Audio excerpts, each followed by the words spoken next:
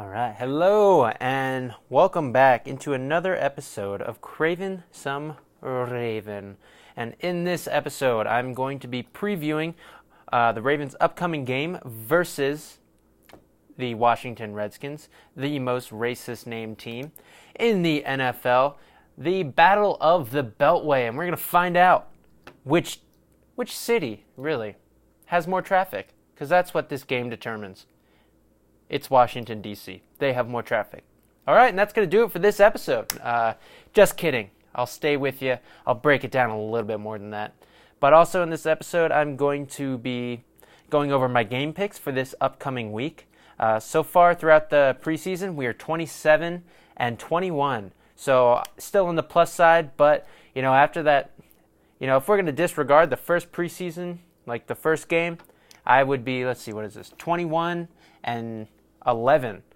So, excluding that first week of the preseason, I'd be in pretty good shape so far. I went 10-6 last week and went 11-5 in the week 2 preseason games. So, hopefully we can continue that into the regular season, but I will be going over my week 4 game picks, like I said, after I break down this game. So, let's get into it. This is the 4th preseason game this year. We're hoping the Ravens can go 4-0 yet again for the 3rd, 5th, 1000th year straight. Hopefully we're going to put them at that 17-0, that perfect season plus a Super Bowl mark. Let's see if they can do it. Now, this is obviously, none of the starters are going to be playing in this game, and that's traditionally what's going on. You rest your starters, try to get them ready, try to get everybody game planning and getting everybody in the headspace that let's get ready for Miami, because that is who the Ravens play the first week. If you didn't know, obviously if you're listening to this, you are also craving some Raven, and you are an avid fan just like me. So even though this is the 4th preseason game and it's usually not the best football per se, the games can get kind of ugly. I still love watching it because like I said, I'm craving some Raven. Anything Ravens football, whether it's the 4th preseason game or they arrived for minicamp, for rookie minicamp when there's 5 people on the field, all your rookies, and that's it. I just get excited no matter what. The only time I'm not excited is when I know the Ravens are going to lose. Let's say it's end of the 4th quarter, 2 minutes left, and they're down 35-0. That's the only time I don't enjoy watching the Ravens. But any other time, even including this 4th preseason, possibly ugly game, I'm locked in. I'm loving it. I love me some Ravens football. So what am I looking for in this game? I don't know. I'm hoping everyone stays healthy, even though the starters aren't playing. But you still want to see these guys, these bubble players, make an impact. Really make their presence known, make their presence felt on the football field. Obviously, Michael Pierce, he made his mark on the 4th and final preseason game of 2016, I believe it was. Yeah, maybe, yeah. I don't know. I think it was 2016. He played pretty decently during the preseason, but he was a bubble guy. Is this undrafted rookie free agent? Is he going to make the team? And then he goes out, balls out. He had that crazy sack, strip, touchdown, all in a matter of half a second, making 3 plays at once. And he ended up on the team, and now he is a very big part of our team, part of our defensive line. And he's going to be a huge person. He's actually such a huge part of our team that he's not going to be playing in this game, and he's in a contract year. So we'll have to see. Will we even be able to pay for him? Will we be able to keep him? But more back onto this upcoming game. Like I said, we're facing the Washington Redskins, if you didn't already know. And I think we play the Redskins almost every single preseason just because they're so close. It is the Battle of the Beltway, and gives us a chance to go up to poop-smelling country, or at least I remember anytime when you'd pass the stadium on the highway, you'd smell shit because they were right by that plant. I don't know if that's still the case, but maybe they, cut down on the poop smell, but I doubt it. It's the Redskins, right? The most racist of the NFL franchises, which, come on. Wasn't there a huge uproar about the Redskins and their name? Because it's kind of racist. Not kind of. It's racist as hell. It's just they should just change their name to like the Mexican Beaners. I'm sure that'd be less offensive.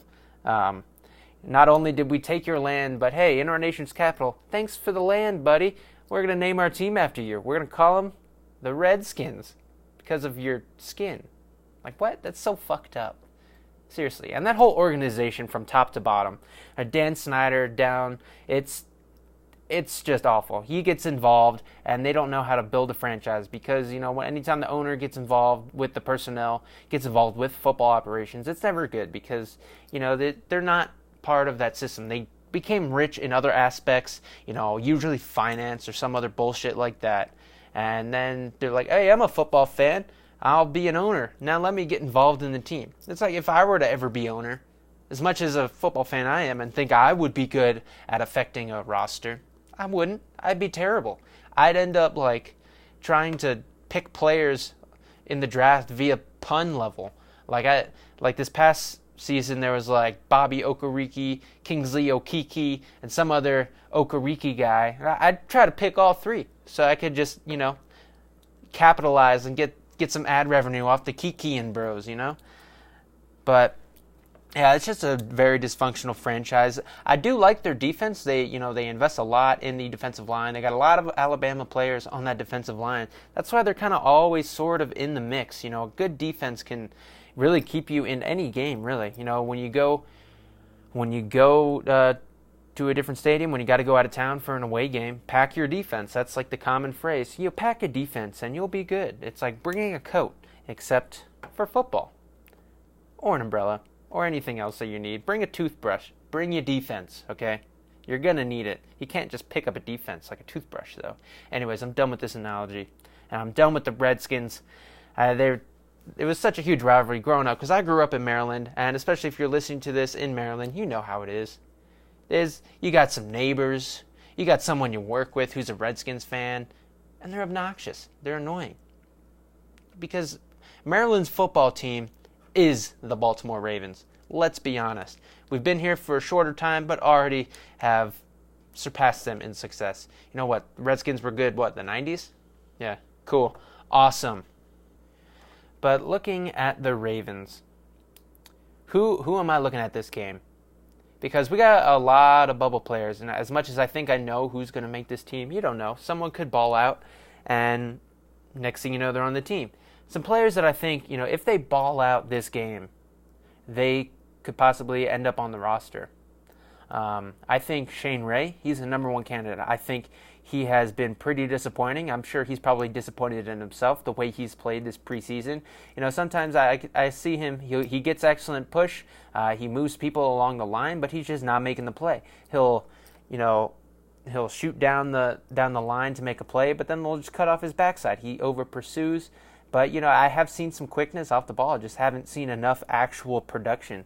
So let's say in this game he gets 2-3 sacks. All of a sudden, now we're looking, what the hell? What are we going to do now? And, there's a bunch of players I think, maybe they haven't produced in practice, but they are gamers. And that's why when it comes to this, we should shorten the preseason, I don't know if that's a good idea so much because, players produce better in games. Now, you might get better work in practices, but, when the lights come on, that's really when it matters, when the pressure's actually on. If it's practice, the players know. They know they have to produce, but they know that it's still a practice, and it really doesn't actually matter. So when it does matter, you want to see how they perform. So you can't just get rid of preseason. But these guys, especially in our pass rush, because there's been a lot said about how are we going to get pass rush? And I think we are going to have a pass rush by committee. But who is that committee going to be? You think you have the starters in line with Matt Judon, Tyus Bowser, Tim Williams, and then Pernell McPhee. You think those are going to be the guys, but you don't know. Like I said, Shane Ray could end up balling out.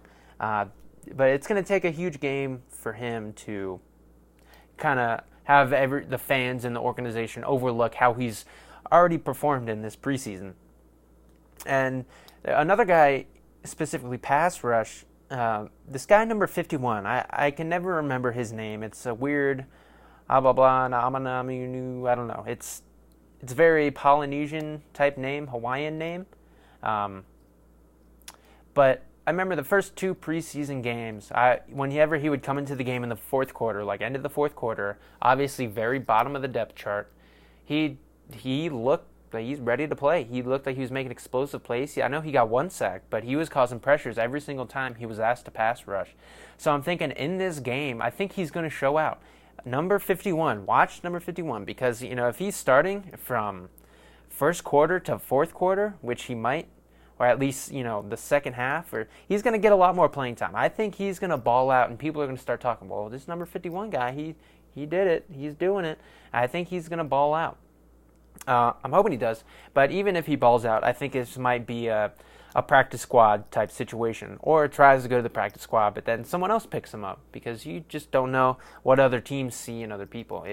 If any front office is any sort of competent, they'd see someone who gets 2-3 sacks in a game and be like, all right, let's just bring that guy in. I think number 51, he might be one of those guys. Once again, I wish I knew what his name was. I'm sure I could look it up right now, but I feel like not doing that. Some other guys on the defense specifically, and on the line more specifically, Willie Henry, because I have not been impressed by Willie Henry this preseason. Only a couple plays each game have I seen him get into the backfield and be that interior pass rusher that we've been promised for so many years. He's had the injuries, so it's like, it's just when once he can finally be in the game, once he's healthy, he'll be good, right? I don't know. Not this preseason. Hasn't looked that good. And I think if he doesn't perform, if he doesn't get at least 1 sack, I am very, very sure, confident. I don't know what the right word is, because I don't like it, but I'm pretty sure he might not make this team. He's already a guy, I think, on the bubble, just because we have so many different players at his position, or at least on the defensive line, that the Ravens are looking at. And if he just doesn't perform, then, draft, wherever he was drafted, put that aside and say, hey, man, you're just not good enough. And you put him on the practice squad. There's no way he stays just because he's had proven production. It was just injuries. And so, I don't know what to think of it. I'm not happy, because he was like an early, off-season pick to be a breakout player. Everyone was talking about, he's going to be great this year. He just got to stay healthy. But he's healthy now, and he's just not doing it, man. I'm far and away more impressed by Patrick Ricard. Just like every other Ravens fan, where Patrick Ricard coming out of nowhere, not so much nowhere, but coming out and really balling, taking the bull by the horns and taking his opportunities and using them to say, hey, I'm making this fucking team. And he is. He's going to make this team because of the way he's played. I even heard stuff that rumors or whatever it is, or reports, whatever you want to call it, that the Ravens are talking to Pat Ricard about an extension. Now, because he was an undrafted free agent, he I think gets to his contract year sooner. I think it's 3 years. So, they obviously want to use him as the tight end position on offense, the fullback tight end type blocker, because he's proven to be pretty good at that. But his defensive line play has just impressed the fuck out of me. The hell out of me. Just super impressive, man. I'm proud of him. I'm proud of you. Just super, super excited to see what he can do. I mean, he's more of I would say, a situational pass rusher on the interior, which I would like to see the Ravens actually use him in that role. Like when it comes to, getting in an actual game, like versus Miami, I want to see him in there, because I think the Ravens are going to wreck Miami. Just that's a preview for when I do all that, when I break down that game and everything. But, so Patrick Ricard, he might not even play this game, because I think he's secured himself that well. And obviously another undrafted guy, they want the Ravens, I don't know if they want to, but as a fan, I want to see that undrafted rookie free agent streak keep up. I want to see another undrafted rookie free agent, say that 10 times fast, I want to see another one make this team. And I think, if you go back in the defense a little bit, go to inside linebacker, I think Otaro Alaka has a pretty good chance to make this team, because he's going to be playing a lot during this game. And I think he's proven himself, to me at least, that he's good enough to be an NFL linebacker, especially against the run. Now, I haven't really seen enough of him in the passing game to actually be confident and to say anything about his game in the in the passing game, covering up a wide receiver or a tight end. I just haven't seen it, so I can't really comment on it. But his ability to play in the box and make plays and shoot gaps and just be an instinctual linebacker has just been super impressive to me. And the guy looks like a tank, and he hits pretty hard. From what I've seen so far, the guy can rock you. Rock'em sock'em robot. And so, I like a laka. Now, he ain't no laka to make the rasta. But I am on his side. Anyways, yeah, I'm looking for him to have a huge game. I could see him getting like 8-9 tackles this game and then just being like a true force, one of those everywhere on the defense kind of guys. It's like, well, he's around the ball again, and really push his case to be that fourth inside linebacker, because I think, you have to go into the season with at least 4 inside linebackers. I don't think you can go into the season and be confident about having only 3 guys. Now, you could probably do it, but I'd rather see 4. 4 guys. I'd rather see 4. Blow this place up.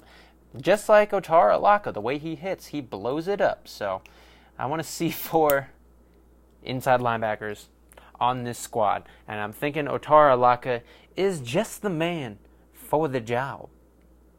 And if you go back into the secondary a little bit more, corner-wise, Maurice Kennedy, he's kind of been playing like ass, especially this last game and the game before that. And he was so good a couple years ago. And it's like, well, what's happened, bro? What's happened to you, man? So I just want to see him at least improve. But I don't see him making this roster. I don't think anything he does at this point, unless he goes out and gets like 5 interceptions, will get him to make this roster. And that very well could happen. He could end up like knocking down every pass, intercepting 3 balls. And next thing you know, it's like, well, now we got to keep Kennedy. You just don't know, because not only is it these bubble players' time to shine and in-game action, kind of like what I was talking about before. What do you do when the lights come on? It's not only that, but now this is it, man.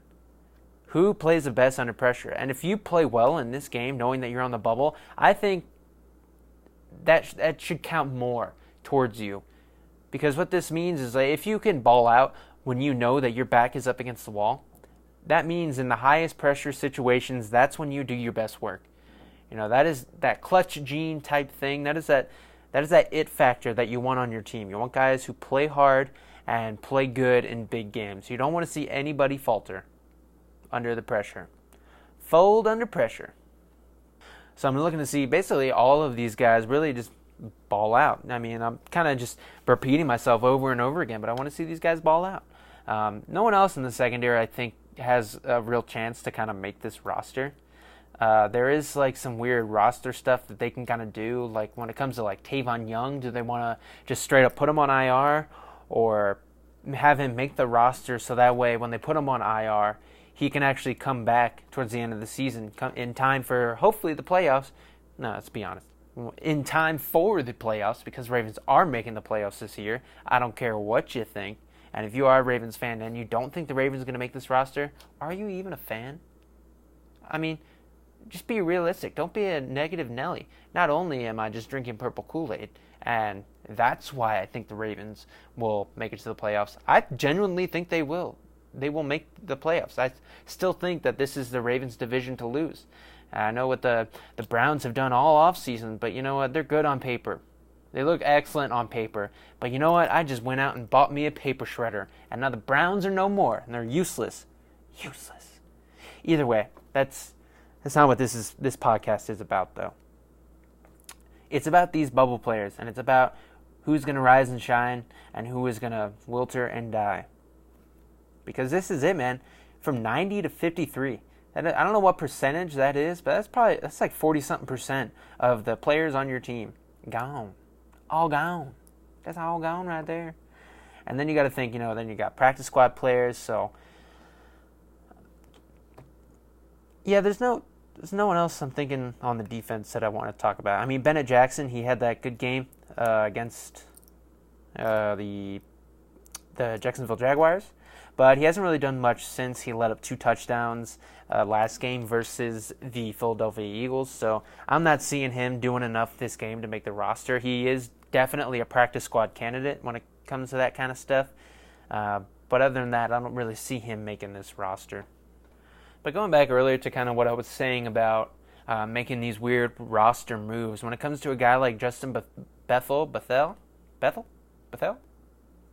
I don't know how to say his last name, how he pronounces it. But a guy like that who is an excellent special teams player, made the playoffs for his special teams play. You know, he plays in the cornerback position. I don't know how good of a corner he actually is. Haven't seen much of him actually out there. So I guess that's good. You're not hearing his name being called. But when it comes to a guy like that, what you can do, since we signed him and he kind of counted against the compensatory pick formula, you know, Eric DeCosta and those draft picks, he's got to love them. And so what you do is he doesn't make your 53. You cut him right before the 53, right? And then once that's done, a week later, you sign him back. So that way you don't have that, like that oppositing effect. That's not a canceling out effect when it comes to the comp pick formula. Because no, you let a Brent Urban go, and then you sign Justin Bethel, and they cancel out. So that's nothing for the comp pick. But he doesn't make the team, and then you bring him back, so he is technically still on the team, but he doesn't count against the comp pick. So it's like a win-win, bada bing, bada boom type situation. You know, that might be something that goes on there. And I will do a 53. I will give my 53 predictions probably after this game on Friday, but I will have to do that pretty quickly after the game because they'll start making cuts and I'll be like, no, I don't want to be late to the party. No. So I'm gonna do that. But he could be one of these guys where they do some kind of weird roster move, sketchy, behind closed doors, see no evil, hear no evil kind of thing, eyes wide shut or whatever it's called. Some real Illuminati, Ravens Illuminati kind of moves. So just that's kind of it for the defense, what I'm looking at. I'm sure there's tons of other players I'm missing and I wanted to talk about, but this isn't scripted. I'm going off the rails. I'm going crazy, okay? Because I'm craving some Raven, and I'm fiending. I'm fiending for a game. I'm jonesing, man. So I'll just move on to the offense and some players that I am looking at, I guess. Trace McSorley, he's probably going to end up being the starter of this game once again. I think he's already done enough to prove that he is making this roster. I think last week versus the Eagles, he balled out. And it's going to take like a 5-interception type Nathan Peterman performance to lose his position on the roster, to lose his spot, really. You know, and then coming into the season, he wasn't really seen as one of these guys. I mean, he's a 6th-round draft pick, and he seemed to play like a weird game. Obviously, everyone who was a Penn State fan loved him because he balled out. And he's just, as you say, this guy is a football player.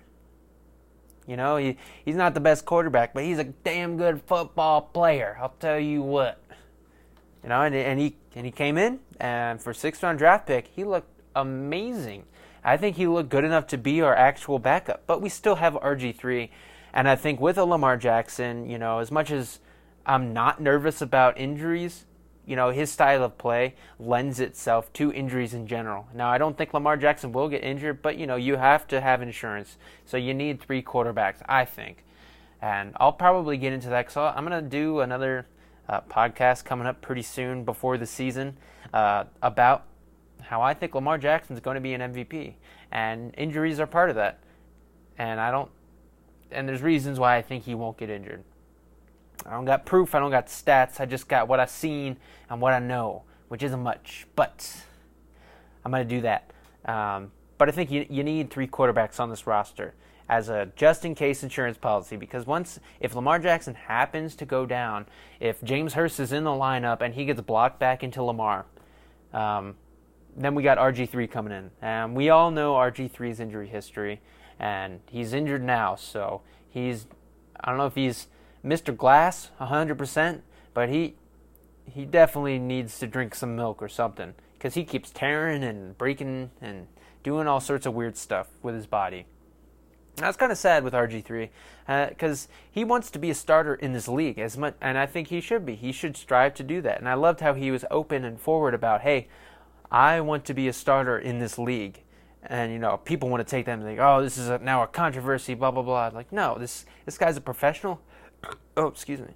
This guy is a professional football player who knows his worth and wants to be a starter. And this preseason was the time to do it. But unfortunately, he got injured, so he wasn't able to showcase his skills. But, once the forest burns down, new stuff has the ability to grow, i.e., Trace McSorley, or now Trace McSwirly, after that awesome play where he did a nice little swirl and passed it to Michael Floyd on the sideline, got like 15 yards. So Trace McSwirly was he was able to seize this opportunity and show that, I don't know why I was a 6th-round draft pick. I don't know why. I'm a good football player. I can make decent decisions, at least in that last game, and throw the ball with touch time and anticipation. All those great quarterback qualities that people talk about when it comes to throwing the ball. And in this game, I just want to see Trace McSorley continue on that trend. I don't want to see him take a step back. I want to see him continue to kind of manage the game very well and make excellent decisions. How do you say that word, huh? You speak English much? Just make some good decisions and put the ball where it needs to be. Get it into the hands of your playmakers, or go out and run around and make plays for yourself. I just want to see him continue this mountain climb up this Ravens roster, or the way people view him. I don't know. I know there's a word for that, but I can't think of it right now. So I want to see him continue to climb that ladder of excellence.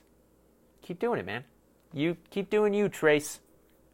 Gone without a trace. Yeah, if he doesn't, he'll be gone without a trace. But I don't think he's making the practice squad. I think he is going to be on this team. And you even heard John Harbaugh talk about it, that he has played his way into being in our plans. Like that, those were his words. So, read into it as much as you want. But John Harbaugh basically just said, he's making this team. And we can't put him on the practice squad. He's proven too invaluable as a backup, and his ability to run the offense just in case. So, other than that, the other quarterback, I honestly even forget his name. Clausen? No, Clausen's a different guy. Either way, he's not making this team, but I like to see him get in there, throw some deep balls, get it to the wide receivers, and see if any of these other wide receivers can possibly get on the practice squad. Because there's a lot of receivers who haven't gotten their chance to really shine. You're talking Antoine Wesley, Joe Horn Jr., Sean Modster. These guys really just haven't had the chance to ball out. They just haven't had enough playing time, and they haven't passed the ball to them. No matter how good of a game all three of those guys have, I think they're just practice squad candidates at best. I do not see any of those guys making this roster. But on the other side of the wide receivers, we got a guy in Seth Roberts who was balling out. He was balling out at the beginning of training camp before he got injured, and he was playing with the starters and seemed to have a good connection with Lamar. And I'm pretty sure I heard that he's healthy now, so he might play in this game and try to, all this. Ooh, Michael Floyd's balling out now. He might be the veteran to make this team. Let's see if Seth Roberts has anything to say about that, because if he plays in this game, it's gonna make this decision easier. But if he doesn't play, it's gonna make this decision more difficult, because he was playing excellent in the in training camp and actually playing with the ones and seemingly having production with the ones, to now not putting anything on tape and not even being able to see what he's capable of. So if he plays this game, you're looking for him to dominate. But like I said, if he doesn't, might be it for Seth Roberts. I don't know if we could get him on the practice squad, but you never know. He might get through waivers, just because there's so many wide receivers around the league. Everybody thinks they have the best wide receivers. Like, oh, well, we already got guys. We got depth. We're going to use these guys. So, it's more likely that a wide receiver gets through waivers than it is probably most other positions. But, Seth Roberts, if he doesn't play, can you even keep him on this team? Like, personally, would you feel comfortable having him on this team by just seeing him in 2 weeks of practices, saying, okay, I guess you're good enough. Like, come on, you're on the team, even though he hasn't actually done it in a game. And that goes back to what I was saying earlier. You got to see it in the game. Crunch time. Lights are on, bro. How do you do? How do you do? Okay.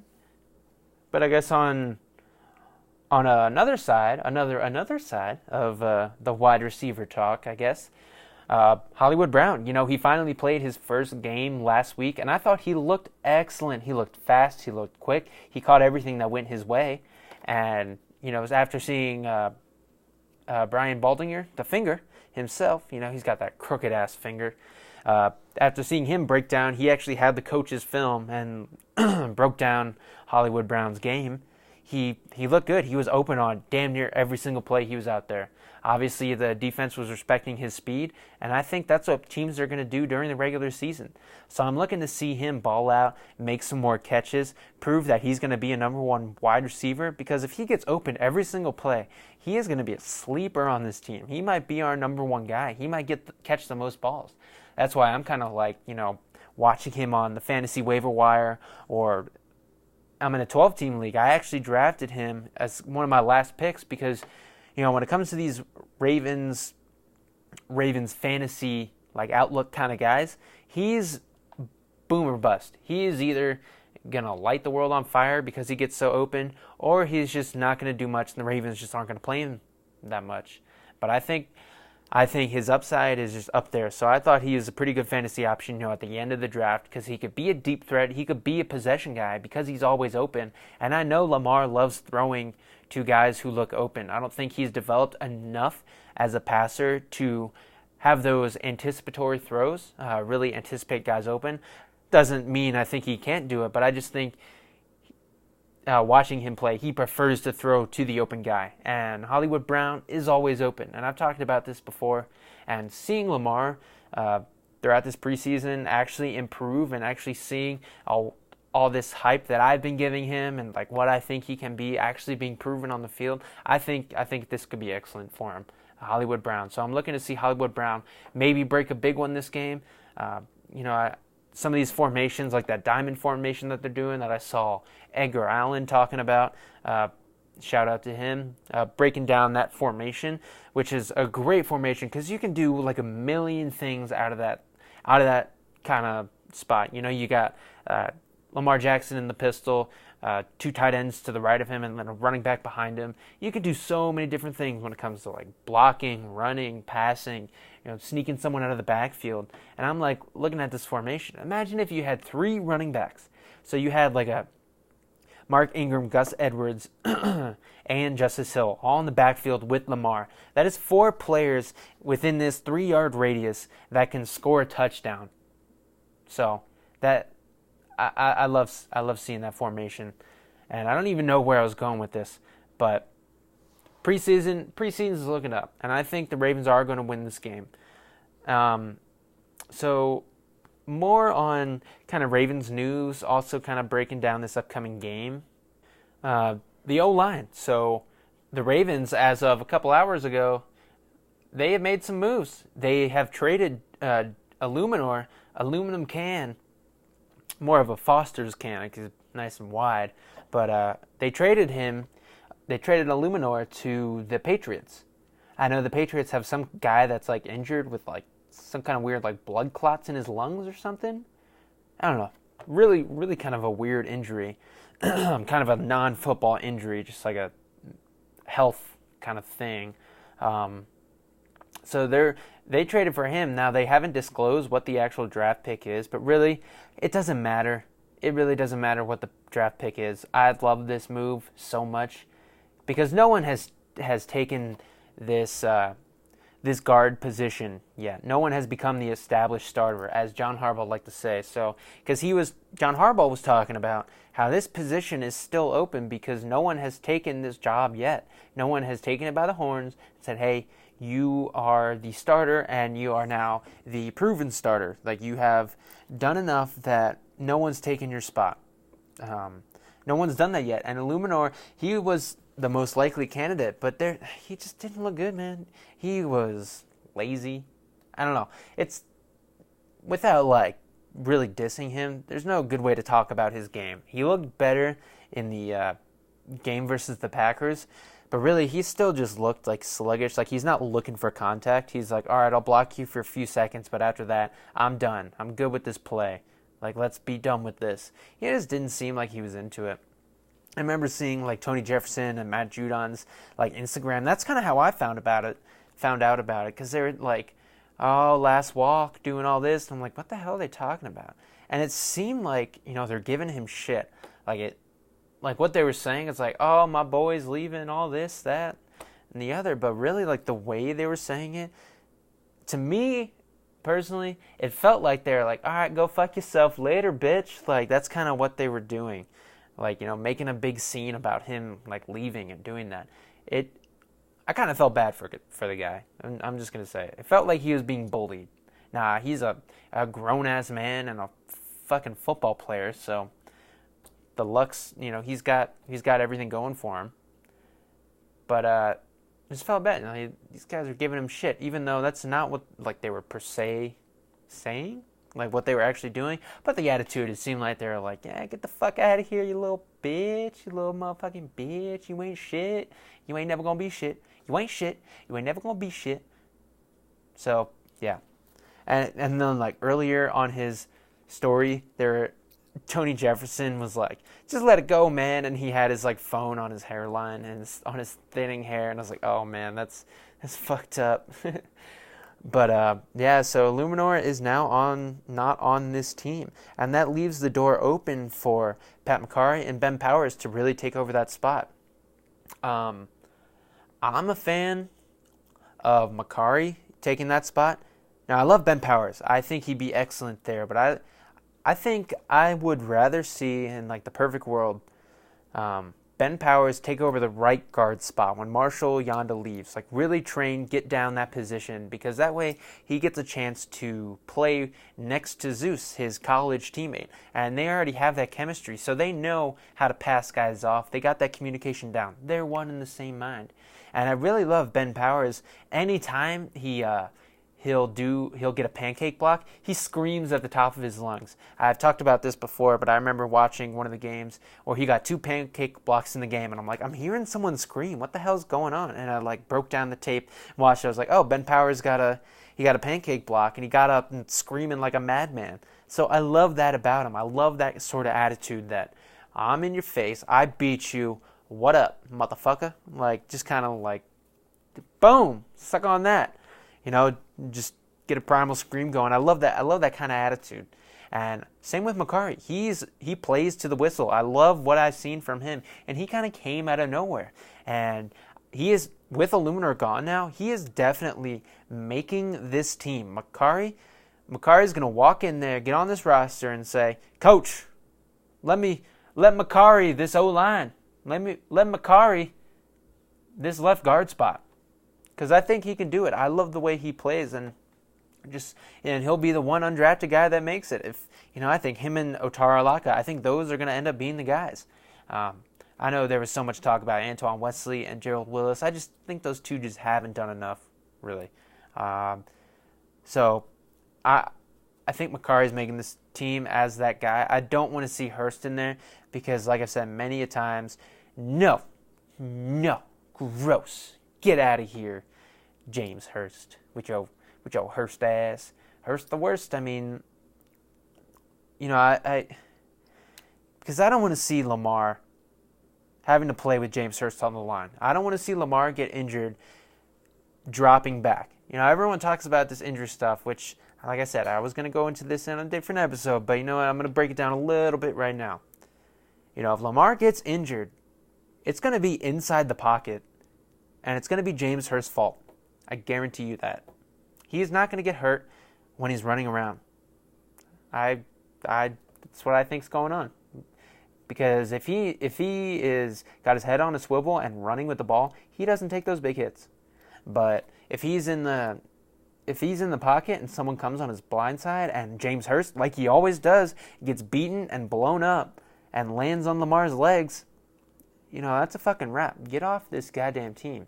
I don't want James Hurst on this team, but we got too much money tied up in this motherfucker. I don't know why. I don't know why they did that. Terrible idea. Was that Ozzie? Was that John Harbaugh? I don't know which it is, but I hope Eric DeCosta makes the right move like he has been doing this whole offseason, like getting a draft pick for James Illuminor. Get off the team, James Hurst. But more on Eric DeCosta kind of. And then getting a draft pick. Not only, he got a draft pick for Corey Vedvik, who is now playing like trash in Minnesota. You played yourself. Now he's getting a draft pick for James Illuminor, who sucks. You played yourself. Let's see who else he can play. And Eric DeCosta is just stacking up draft picks. And I think this upcoming year is going to be one of the best drafts when it comes to the skill positions. I haven't seen any of the O-line that are coming out, so I don't really know what that's going to look like, as I think the Ravens really should just draft a bunch of O-linemen, really try to solidify that spot. But we'll get into what I think the Ravens need. But it's this upcoming draft, at the top of the draft, it's looking like this is going to be like a 2011 type year when it comes to the skill position players. Wide receivers, running backs. This 2020 draft class seems like it's going to be very top heavy, or at least heavy at the top in those positions. I don't really know about depth. I haven't really done any sort of breakdowns, and I will in the future after this past season. I'll get balls deep in the draft process because I love doing that. But so Eric DeCosta, he's just building this mountain of draft picks, all of these late round picks that you can either bundle those up, get a higher draft pick, or just take all these players, because the Ravens have proven that they can find guys in the 5th round. They had James Illuminor, and now we're getting a draft pick because of that guy. And so, what you can do with these draft picks, you don't know. We can use this in a trade. We could use this anywhere else. I don't know. Just use them. Either way, I don't know what I was going with this, but see, this podcast gets off the rails, man. I just start talking about stuff. I never finish what I'm thinking about, but I'm just craving some Raven, baby. Because I don't know. There's some other stuff I do want to talk about, kind of like around the NFL. Because I was looking at stuff about Jadeveon Clowney and thinking about, now we have all these draft picks. Would we want to use this to kind of get Jadeveon Clowney? And I don't think we have the money to do that, because he wants a long-term deal. And I don't think he wants to play for the Texans anymore. And I think that's just because that they haven't. I've heard it's because the Texans haven't been upfront about trying to pay him, so he feels slighted and disrespected. So he's like, "Nah, go fuck yourself." But for him to get traded, he's got to sign his deal, or what is it? What is that shit called? The franchise tag, I think. Is that what it's called? Yeah. Well, you gotta sign that before he can get traded. But he wants that long-term deal. But what could be cool, if somehow the Ravens could figure this out, if they could pay that $16 million, whatever the franchise tag is, which I don't think they can. But if they had a way to figure that out, they trade for him, use some of those draft picks, and maybe a player, trade for Jadeveon Clowney, use him for the year, and then say, all right, now you go somewhere else and get a huge contract. Thus, you trade some 5th-round draft picks or whatever, like a grip of late-round draft picks to get him. Then you use him for a year, get all that production, and then get a 3rd-round comp pick for Jadeveon Clowney. That would be some great GMing. I would love to see that. But I don't think the Ravens can pay him. And that's not to mention, people forget, when it comes to this whole Jadeveon Clowney thing, people forget the Texans don't have a GM. So I don't know who is going to make this fucking deal in the first place. So all this talk, Jadeveon Clowney, I want to do this, blah, blah, blah. I don't want to play for you guys. Okay, well, what member of the front office do you go to? Okay, do you just talk to Bill O'Brien? And then he's got to call agents and do all this other shit that he's not really equipped to do because he's just a fucking coach? What is the plan here? I get you got upset, but there's a lot of fucking money on the table, and it's going to be a lot easier if you just play for the Texans, Jadeveon Clowney. Make the smart decision, because there's no general manager. They don't have a general manager. How is this? Why are people forgetting this? Who is making this deal for you? Jadeveon? What are you, French? Nah. I would love for the Ravens to have him, but that ship has sailed. I don't think we're going to give up draft capital for him. I think Eric DeCosta is kind of doing his own rebuild of the team. That's why I think a lot of young players are going to play for this team. And I think he's going to want to, just infuse this team with youth and let the chips fly, and let's see wherever they fall. The chips be where they may, or whatever that fucking phrase is, because I just butchered that. But, stack this team up with young talent, and whoever wins.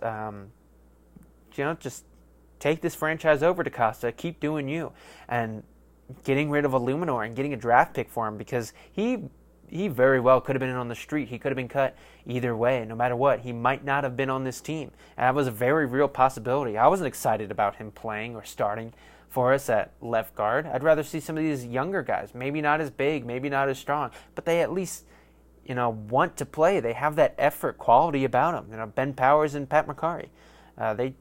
They both have that ability, and James Illuminor just doesn't want to do it. He's like that kid on your youth football team whose dad wanted him to play, but he'd rather play video games. And it's very apparent. He's like, oh, I'm injured. I don't want to play. And it wasn't that bad, but a lot of plays just seemed like he wasn't giving 100% effort. And that's not something I want on a team that I root for. Okay? I want to watch you, so I want you to want to play. I don't know. It sounds weird. Either way, I'll get off this topic. Another thing, kind of going around the NFL, something I want to talk about, this Carli Lloyd thing, because she was at the Ravens and Eagles joint practices, and she did that crazy kick. It was 50-something yards, and obviously she ran up and did that, so it wasn't real at all. She wasn't wearing pads. There was no one rushing, but she got offers from teams. Apparently 2 teams offered her a job, or at least a tryout, and apparently she didn't think anything of it until she started thinking about it, and now she's like, maybe I want to pursue this, and I think she should. I want to see her, put on an NFL uniform and kick the damn ball, because I've been saying for years, I haven't had the podcast for years, but I've been saying for years, why aren't more soccer players trying to be NFL kickers? NFL kickers are a rare commodity that unless you don't have one, you're scouring the ends of the earth to find one. And it seems like there is so many soccer players who could make money, who could make real money, probably more money than they're actually making. Let's say you're at you're not at the top level. You're still a professional. You can still make money playing soccer, but you're not quite at the top level. So you're not going to make ultimate amounts of money. Now, you maybe still just love the game of soccer, so you're going to keep playing. But let's say it's an older guy who just can't quite keep up with the young bucks. They run some crazy, I don't know, it seems like they run 30 miles a game, let's say. Maybe you're an older fella playing soccer, or an older lady playing soccer, and you don't have the cardio to keep up with everybody anymore. But you can still kick a mean ball. Why aren't these soccer players trying out to be kickers? If you're a good kicker, you make mad money. Justin Tucker's making what is he making a year? I don't know. He signed a $27-something million contract. I don't know for how many years and what it breaks down to, but he's making good fucking money. Y'all want to make some real motherfucking money? That's what the Ravens or NFL teams should be acting like Butters when he became a pimp.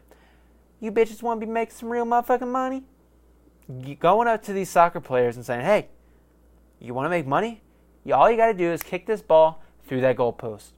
And they know what football is, but it's just so shocking that this is the first time that any soccer player has gotten any real buzz, any professional type soccer player has gotten any real buzz. Now, she's probably getting real buzz because she is a woman, and that always gets people riled up and talking when it's a woman doing something, which is great.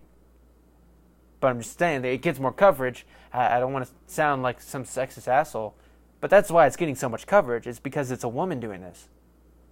But it's still shocking to me that there's never been a soccer player in general. And I want to see her do it. I want to see her actually make some changes. I want to see little girls look up to this NFL kicker, the first female kicker. I want it to open lanes for other soccer players. And for the life of me, keep repeating myself, I still just don't understand why this has never been a thing before. You know? But apparently she's gotten offers, and she's seriously debating, because I saw an interview with her that her friends and family are encouraging her, like, you should do this. This would be life-changing, because I think she realizes, soccer is awesome. It's what I love. It's my passion or whatever. But she realizes it's not only about the money, it's about the message and the symbol that she would become being the first female NFL player, albeit a kicker. Are they even players? But, first female in the locker room. Who knows what this will kind of do with the locker room, because obviously the football players, they're in the locker room. Who knows what kind of shit they say. And there's, they shower, there's showers. What happens when everyone's walking around naked? Who knows? This might change everything. Because when men and women work together, there's always some sort of sexual tension. And I know she's married or whatever, but that's just what happens. So if she's in there, are they going to have to build a new shower? And this is obviously, like, she would have to, before I really break this down, she would have to be on the roster. But, I mean, thinking about it, like, would they have to separate her shower? Because I doubt she'd want to be naked around a bunch of guys. Maybe. Who knows? Hey, you go, Carli Lloyd. Get freaky, girl. No. But they probably have to have a separate shower for her, which is fine. I don't give a shit. But what happens when you go to an away game when they don't have that? They're not accommodating to you. Like, I imagine the team you play on, they'd be accommodating. But when you go to another stadium, then it's not accommodating. And there's like all these small issues that you don't really think about, because as much as some people don't want to think, men and women are different. As much as I don't want to get fucking political, anytime you talk about the differences between men and women, all of a sudden it's some political fucking statement. It's biology. There are differences. We think different. We are different. That's just the way I view things. Just the way you're born. Either way, I think it's awesome. I want to see her pursue this, because this is huge. The first female being in the NFL, that's huge. That's crazy. And especially if she's an awesome kicker too, because she's a soccer player. She could be a next Justin Tucker. As long, who knows if she can perform during, like, you got one kick a game. Who knows? There's all sorts of different factors, but kickers are needed all across the league. There's probably like 5 teams that would do anything to get their hands on someone who can kick an extra point. And if she can come in and consistently kick an extra point, which I think she could, like, no problem. Right now, I think she could, without any training with kicking a football, even besides that one time. I think she could consistently kick an extra point. And hopefully this opens the door for women, I guess, to be kickers, or women to be involved in the NFL. And hopefully it opens the door for more soccer players, because anytime I see a team without a kicker, I just feel sad for them. Just like, man, y'all don't have a Tucker. That sucks. Wow. I was breaking down the Ravens versus Redskins, and this kind of got out of nowhere. I don't know what happened. Now I do think the Ravens will win this game, so I'm looking for that 17-0, that perfect season, plus the Super Bowl in preseason games. So I'm thinking they will win, but now I think I'm going to officially move on to breaking down this whole slate of Thursday games, because everybody for this 4th preseason game is playing on Thursday. So I am going to be predicting who I think is going to win. And obviously, you guys know the rules. I will be putting money on each and every game, albeit like, $1-2. But so I got skin in this game. I want to get these games right. And by the end of the season, I want to see how I do. I mean, so far in this preseason, I'm thinking I'm doing pretty good. Besides that 6-10 go fuck yourself week, the first preseason game, because who the hell knows? And this week too, who the hell knows? It's basically going to be who's got the deeper squad. That's what I'm going to be basing this week off of, because that's who's going to be playing. The bubble players are going to be playing, and how deep is your team? How good are your bubble players?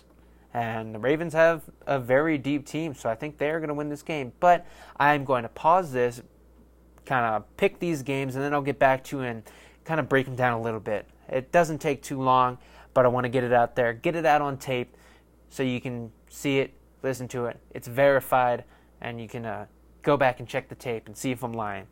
So I will pause right now. Okay, I am back, and hopefully it is working because I had to close out of my voice memos app, and it always does super weird stuff whenever I do that, and I'm trying to record a podcast. Yes, I use my phone and a lavalier mic. That's how cheap and shitty this podcast is. All right, so with my game picks, the first game that I have on the docket is the Eagles versus the Jets, and I really struggled with this one. Just the first one out of the gate, I really struggled with this one because I think both teams are pretty deep. Both of them have the Ravens front office people littered throughout that organization. The Eagles have stolen all of our front office people, so have the Jets. They are the New York Ravens after all, because they do have apparently like 11 players on their team that were former Ravens. But I went ahead and went with the away team, the Eagles. I just think they have a deeper squad. And as much as I think the Jets are kind of being slept on a little bit, I just think the Eagles come out with this victory. Next game is Falcons versus the Jaguars. The Falcons, both teams really, they haven't won a game yet in preseason. I know it doesn't matter, and I think the Falcons may be the better team during the regular season, but the Falcons are on a 12-game preseason losing streak, and the Jags are at home. As much of a home field advantage as Jacksonville may be, I'm just going with the Jags just because they're at home, and I think they have a better defense. I don't know really how deep the Falcons actually are. Next game is the Colts versus the Bengals, and I also struggle with this one because the Colts, they have not won a game either, and it's like, oh, with this Andrew Luck retirement, are they going to come out, prove everybody wrong? And the Bengals, they are at home, and I think they might have a deeper squad. I think they don't have any star players, but they got a deeper team. They seem to be playing somewhat decently in the preseason. I think all their games have been pretty close. So I just went ahead and, I'm going to root for the AFC North team. The Bengals, it doesn't seem like they're going to threaten anybody besides the Ravens on like a 4th and 12. Ooh, just got triggered. But I'm going to root for them in this game, I guess.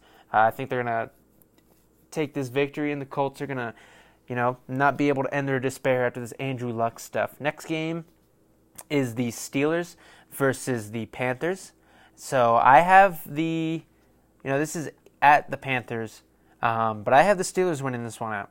I don't really know how good the Panthers' offense is backup-wise, and I know the Steelers, they generally have a pretty deep team, and I think they look pretty good, at least versus the Titans last week. And the Titans might just be trash, but I thought they looked somewhat better, and I think the Steelers are going to win this one.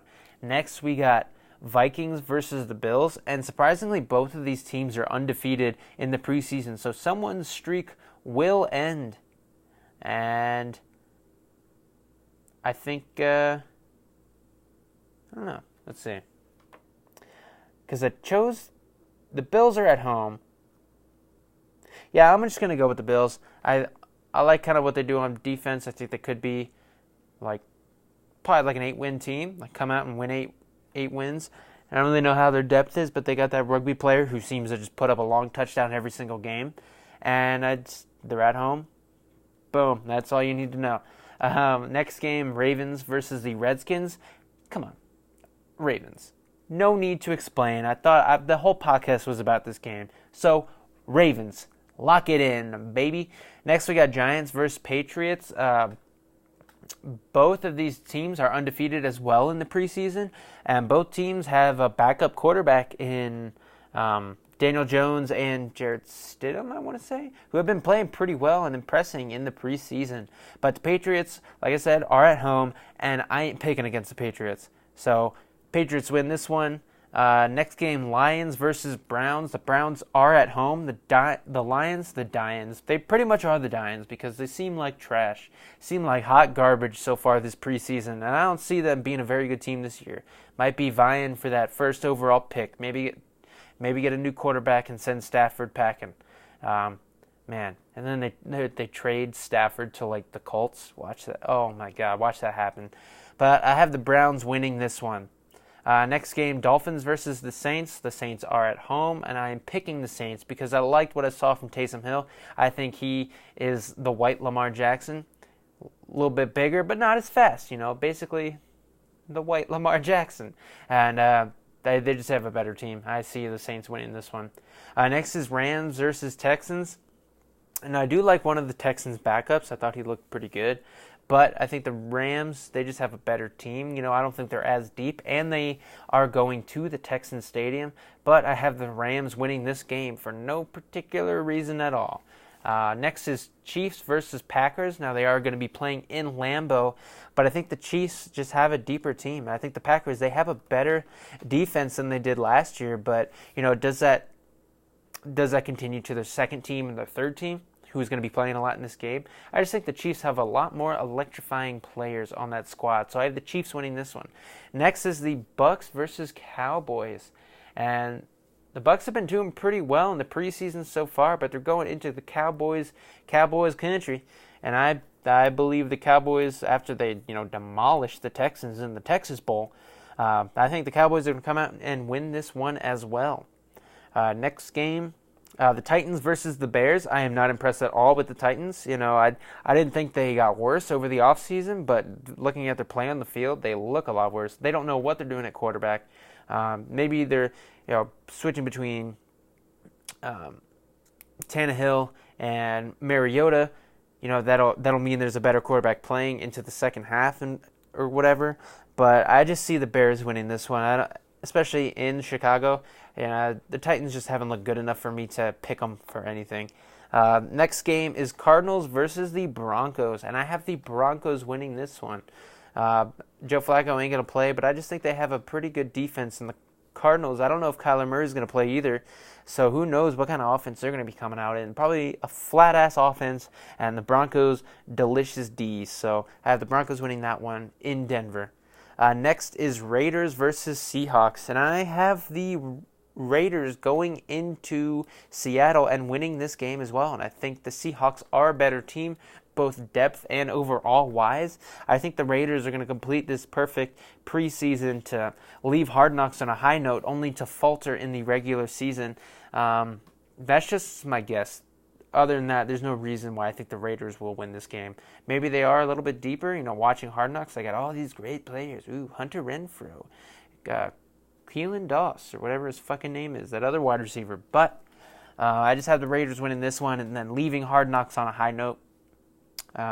And then the last but not least game is the Chargers versus the 49ers. I've liked what I've seen from the second team 49ers, their skill position.